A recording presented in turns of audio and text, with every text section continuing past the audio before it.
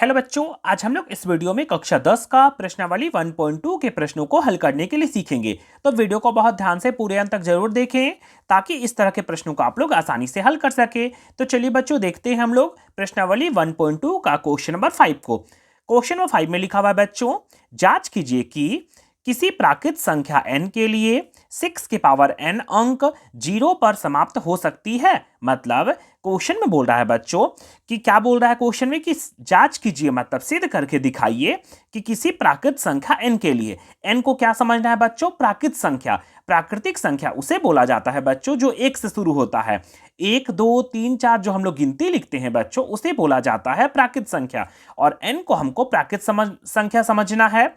और 6 के power n एक फॉर्मूला जैसा दिया हुआ है ना, n के जगह में 1 2 3 4 पुट करना है और इसको सॉल्व करना है। और देखना है कि सॉल्व करने पर कभी ऐसा आएगा जब 0 पर समाप्त होगा। तो इसको कैसे हल करेंगे बच्चों, तो चलिए इसको हल कर लेते हैं। तो इसको हल करना बेहद आसान है। क्या बोल रहा है बच्चों, n को हमको समझना है प्राकृत संख्या। तो कैसे करेंगे बच्चों, तो इसका हल करने के लिए बच्चों सबसे पहले हम लोग लिखेंगे माना कि। क्या लिखेंगे, माना की और लिखकर डैश दे देंगे। और कैसे सॉल्व करेंगे, लिखेंगे n बराबर क्या समझना है बच्चों, तो n को हमको समझना है प्राकृत संख्या मतलब गिनती। तो n बराबर क्या लिखेंगे, सबसे पहले लिखेंगे 1। तो यहां कॉमा देंगे बच्चों और फिर क्या लिखेंगे, एक फॉर्मूला लिखा हुआ है हम लोगों के पास 6 के पावर n। कितना लिखा हुआ बच्चों, 6 के पावर n लिखा हुआ है।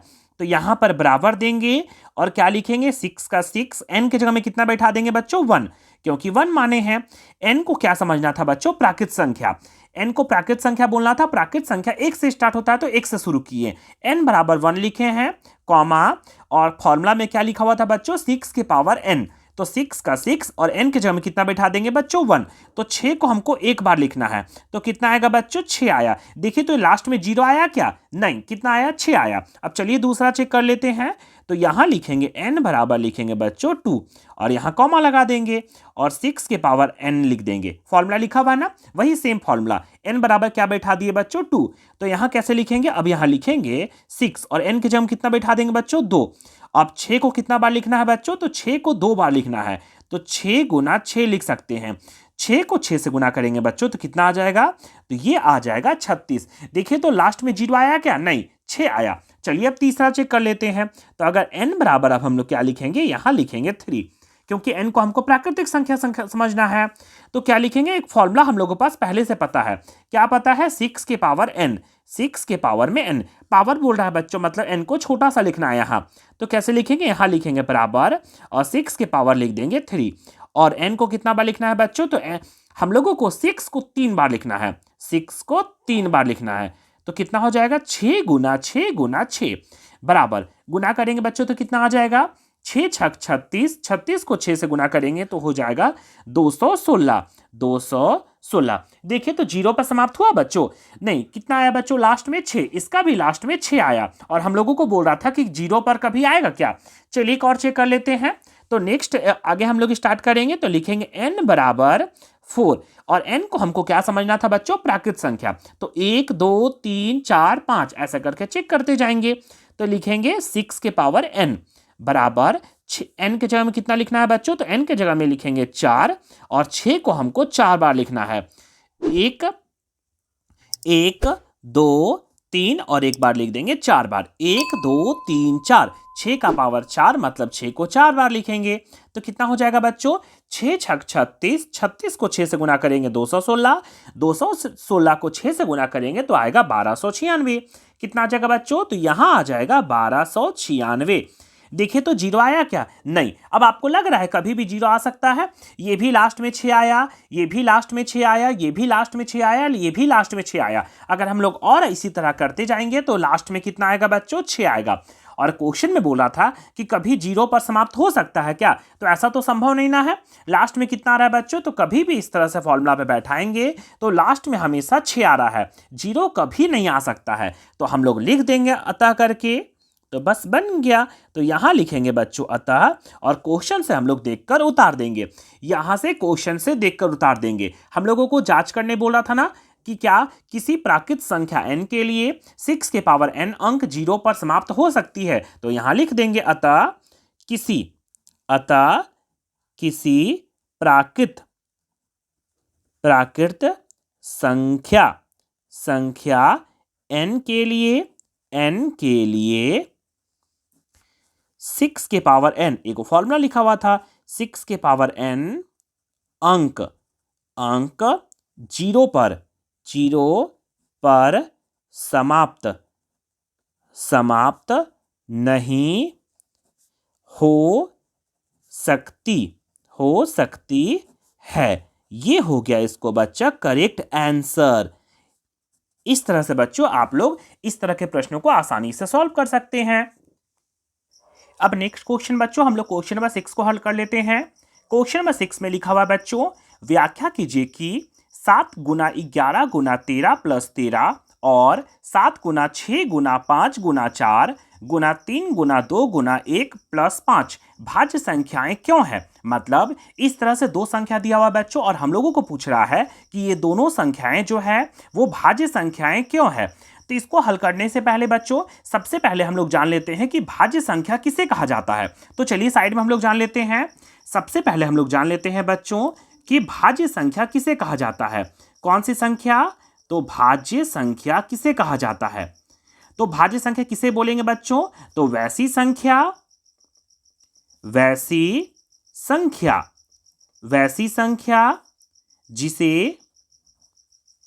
जिसे दो या दो से अधिक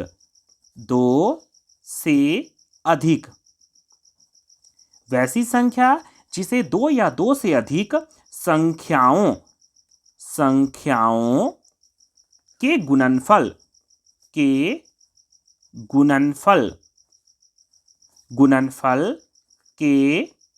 रूप में लिखा जा सके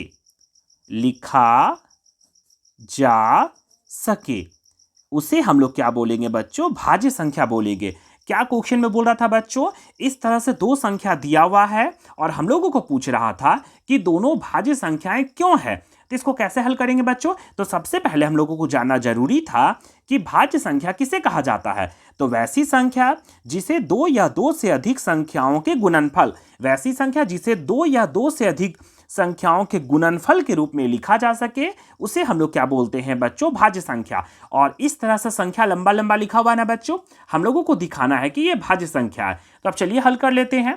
तो कैसे हल करेंगे? तो सबसे पहले हम लोग ये दो क्वेश्चन दिया हुआ है तो पहला को उतार लेते हैं। तो पहला में हम लोगों का लिखा हुआ बच्चों 7 गुना 11 गुना 13 प्लस 13, इस तरह से लिखा हुआ है। हम लोगों को क्या निकालना है बच्चों? हम लोगों को दिखाना है कि ये भाज्य संख्या है। तो हम लोग क्या करेंगे बच्चों? इसको गुना करके फिर 13 जोड़ेंगे और फिर इसको टुकड़ा कर सकते हैं। इस तरह से बना सकते हैं ना बच्चों, लेकिन हम लोग इसको आसानी से बनाएंगे।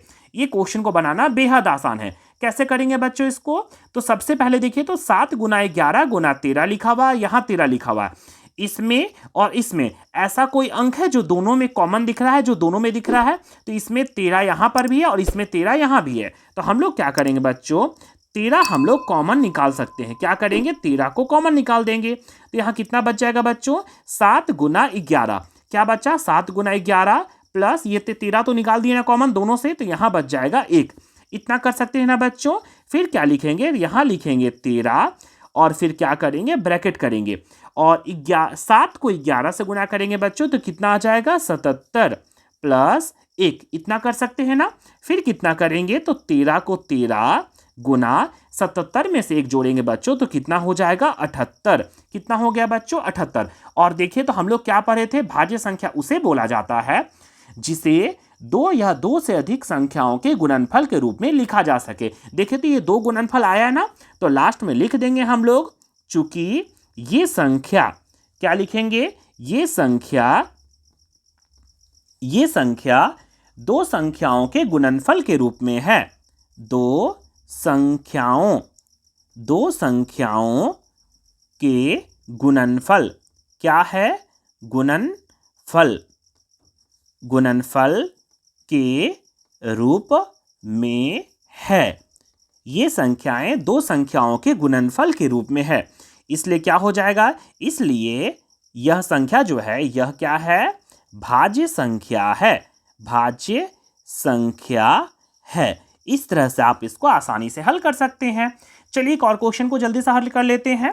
एक और क्वेश्चन लिखा हुआ, इसमें टोटल 2 क्वेश्चन लिखा हुआ था। इसको आप इस तरह से हल किए और 2 संख्याओं के गुणनफल के रूप में बना, तो इसको फिर हम लोग बोल सकते हैं भाज्य संख्या, क्योंकि भाज्य संख्या का फॉर्मूला होता है, मतलब भाज्य संख्या किसे कहा जाता है, तो वैसी संख्या जिसे 2 या 2 से अधिक संख्याओं के गुणनफल के रूप में लिखा जा सकता है। चलिए एक और क्वेश्चन को हल कर लेते हैं। तो नेक्स्ट क्वेश्चन लिखा हुआ बच्चों हम लोगों का, कितना लिखा हुआ है, तो यहां लिखा हुआ है 7 गुना 6 गुना 5 गुना 4 गुना 3 गुना 2 गुना 1 प्लस कितना लिखा हुआ बच्चों, प्लस 5 लिखा हुआ है। इसको कैसे हल करेंगे बच्चों, तो सेम प्रोसेस से इसको भी हम लोग हल करेंगे।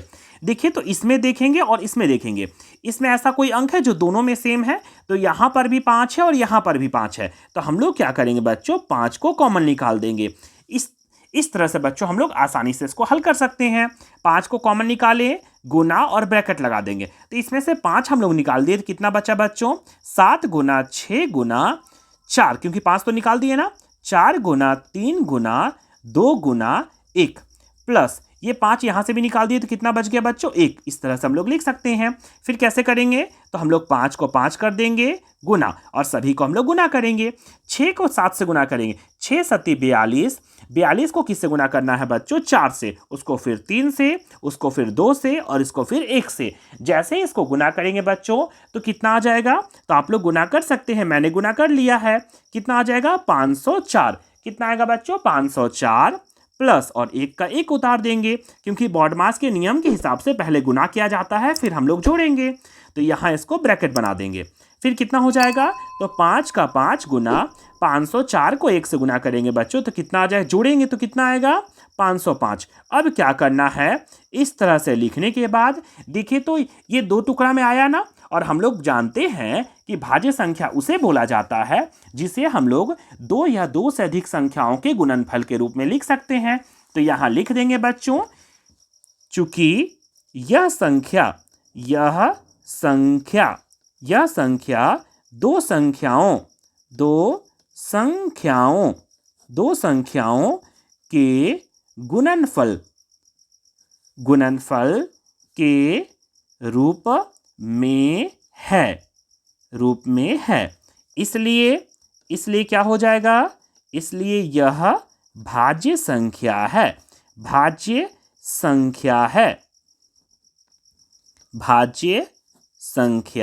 है। ये हो गया बच्चों इसका करेक्ट आंसर। चलिए बच्चों अब क्वेश्चन नंबर 7 को देख लेते हैं।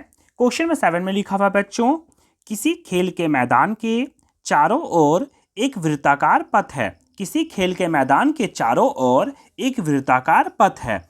इस मैदान का एक चक्कर लगाने में सोनिया 2 है, एक क्या है, सोनिया को 18 मिनट लगते हैं, जबकि इसी मैदान का एक चक्कर लगाने में रवि को 12 मिनट लगते हैं। सोनिया को बोल रहा है बच्चों, इस एक वृत्ताकार मैदान है, उसमें सोनिया को एक चक्कर लगाने में कितना मिनट लगते हैं, 18 मिनट, और रवि को एक चक्कर लगाने में 12 मिनट लगते हैं।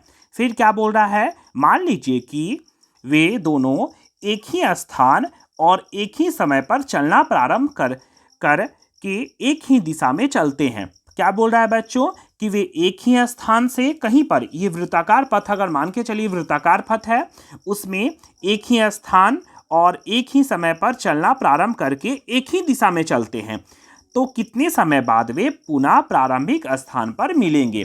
तो कैसे बनाएंगे बच्चों इसको, तो क्वेश्चन देखने का बहुत लंबा है, इसे बनाना बेहद आसान, एकदम छोटा सा में ये सॉल्व हो जाएगा। तो कैसे करेंगे, सबसे पहले क्वेश्चन में बोल रहा है कि एक वृत्ताकार पथ है, क्या है, तो एक वृत्ताकार पथ है, उसमें एक बिंदु से सोनिया और कौन है, और एक है रवि दोनों चलना प्रारंभ करते हैं, और एक ही स्थान पर एक ही बिंदु से और एक ही दिशा में, सोनिया भी इधर चलती है और रवि भी इधर चलते हैं। ठीक है, फिर क्या बोल रहा है, सोनिया जो है वो एक चक्कर 18 मिनट में लगाती है। कितना मिनट में, 18 मिनट में एक चक्कर लगाती है, और रवि जो है वो 12 मिनट में एक चक्कर लगाता है, 12 मिनट में एक चक्कर लगाता है। इस तरह से क्वेश्चन बोल रहा है। फिर क्या बोल रहा है कि कितने समय बाद वे पुनः प्रारंभिक स्थान पर एक जगह मिल जाएंगे। तो कैसे हल करेंगे बच्चों? तो इस तरह से कभी भी क्वेश्चन अगर दिया रहेगा तो हम लोग क्या करेंगे बच्चों, इन दोनों संख्या का एलसीएम निकाल देंगे। कभी भी आपसे अगर पूछेगा कि कितने समय बाद वे पुनः प्रारंभिक स्थान पर मिलेंगे, तो जो भी संख्या दिया रहेगा उसका क्या निकाल देंगे, एलसीएम निकाल देंगे। तो चलिए निकाल लेते हैं। तो मेरे पास दो संख्या दिया हुआ है, 18 दिया हुआ है और 12 दिया हुआ है। हम क्या करेंगे बच्चों, दोनों का क्या करेंगे, एलसीएम निकाल देंगे। कभी भी क्वेश्चन में पूछेगा बच्चों कि पुनः प्रारंभिक स्थान पर कितने समय बाद मिलेंगे, तो दोनों का क्या निकाल देना है बच्चों, हम लोगों को एलसीएम निकाल देना है। और एलसीएम हमेशा साथ में निकलता है। तो कैसे करेंगे बच्चों? तो यहाँ क्या लिखा हुआ है, 18 और 12, किसका पहाड़ा जाएगा बच्चों? तो ये 2 से चला जाएगा, 2 नामा 18 और 2 छक 12। फिर इसको घेरा करेंगे और देखेंगे किसका पहाड़ा से दोनों चला जाएगा, तो 3 से दोनों चला जाएगा, 3 तिया 9 और 3 दूना 6। फिर देखेंगे किसका पहाड़ा से दोनों जाएगा, तो दोनों किसी का पहाड़ा से नहीं जाएगा। तो लास्ट में क्या करेंगे, सभी को गुना कर देंगे। इसलिए एलसीएम बराबर हो जाएगा बच्चों 2 गुना 3 गुना 3 गुना 2। तो कितना हो जाएगा बच्चों? तो ये हो जाएगा 3 दूना 6, 6 को 3 से, 6 तिया 18, 18 को 2 से, तो कितना आ जाएगा बच्चों, 36। और मिनट में दिया हुआ है ना, तो यहाँ हम लोग लिख देंगे मिनट, मतलब 36 मिनट बाद पुनः वे प्रारंभिक स्थान पर क्या होंगे, मिल जाएंगे। तो यहाँ अतः करके जरूर लिख देंगे बच्चों, क्वेश्चन से इसको देखकर उतार देंगे। क्वेश्चन में लास्ट में लिखा हुआ था बच्चों कि कितने समय बाद वे पुनः प्रारंभिक स्थान पर मिलेंगे। तो हम लोग क्या करेंगे, तो यहाँ लिख देंगे 36 मिनट। कितना मिनट? तो 36 मिनट बाद वे पुनः प्रारंभिक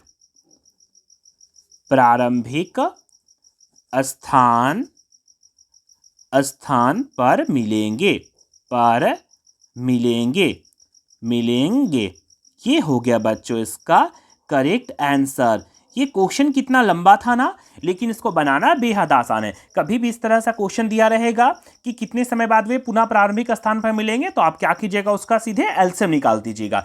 इस तरह से बच्चों आज हम लोगों ने क्वेश्चन नंबर 7 को हल कर लिया। इससे पिछले वाले वीडियो में बच्चों हम लोगों ने क्वेश्चन नंबर 1, 2, 3, 4 को कंप्लीट किया था। अगर आप लोगों ने नहीं देखा है तो उसका लिंक मैं डिस्क्रिप्शन में डाल दूंगा, जहां से आप जाकर आसानी से देख सकते हैं। इस तरह से बच्चों आज हम लोगों ने प्रश्नावली 1.2 को पूरा कंप्लीट कर लिया।